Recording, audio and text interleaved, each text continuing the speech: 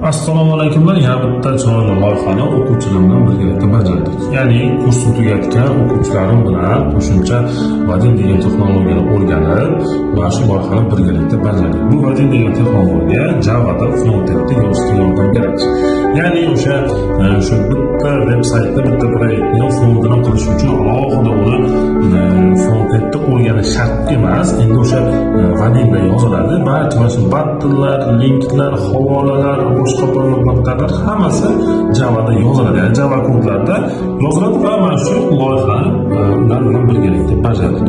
Ya'ni o'quvchilar bilan o'sha narsani birgalikda bajardik va bu ularga juda ham plyus bo'ladi. Xudo xolasa, ya'ni o'sha portfoliosiga real loyiha bo'ldi va o'sha ishga kirishda xudo xolasa ularga juda ham katta plyus bo'ladi. Loyihaning maqsadi juda ham oddiy. Foydalanuvchi keladi, dedik foydalanuvchi qanday narsalar yo'qotib qo'ydi yoki topib oldi, o'sha haqida e'lon bajarib qo'yib qo'yadi. O'sha dedik nimadir qolib qolgan bo'lsa o'sha e'lon qo'yildi.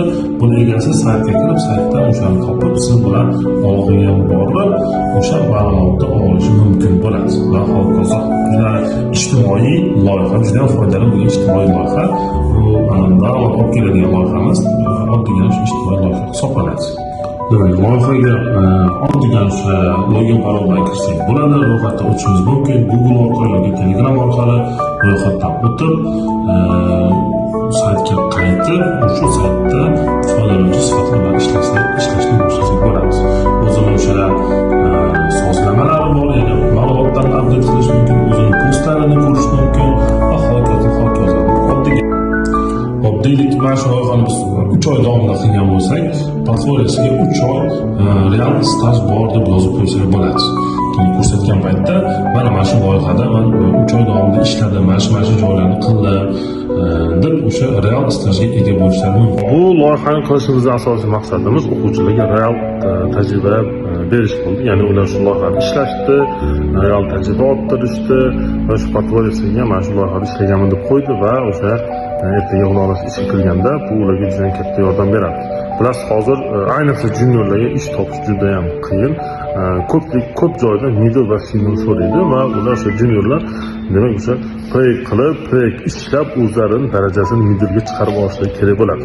Shunaqa loyihalar ularga juda ham zo'r yordam beradi. Birinchi loyihasini men bilan o'zi o'qituvchilar bilan birgalikda o'tirib bajarish, senior bilan birga o'tirib bajardi. Endi xudo xolasa keyingi loyihalarni o'zlari bemalol ishlab, o'zlari ham kichik startaplarni bajarishlari mumkin. Bu ularga juda ham katta yordam beradi, xudo xolasa kelajakda. Agar siz ham shunaqa loyihalarda ishtirok etmoqchi bo'lsangiz, shunaqa loyihalarni o'zingiz senior dasturchilar bilan birga o'tirib, ya'ni men bilan birga o'tirib o'sha loyihani bajarmoqchi bo'lsangiz, xudo xolasa yaqinda bitta loyiha boshlaymiz. Buning uchun sizdan Java'ni bilish va Springni oz-oz bilish talab qilinadi. Va bir oy davomida biz sizlar bilan xudo xolasa shu Vadin loyihasini o'rganamiz va o'sha o'rgangan bilimlar asosida yangi bitta qiziqarli loyihani boshlaymiz. Xo'p, yaqinda xudo xolasa 7-iyul sanasida bir hafta ham qolmadi. Xudo xolasa o'sha kursni boshlaymiz. Kurs offlayn va onlayn tarzda bo'ladi va undan keyin loyiha ishlashni boshlaymiz. Loyihani onlayn tarzda birgalikda sizlar bilan shu o'quvchilar bilan birgalikda boshlab o'sha loyihani xudo xolasa oxirigacha tugatib, uni ham men shunaqa qilib chiroylikkina bitta videocha qilib, mana shu o'quvchilar bilan birga loyiha ishladim deb chiqarib qo'yaman. Nasib qilsa.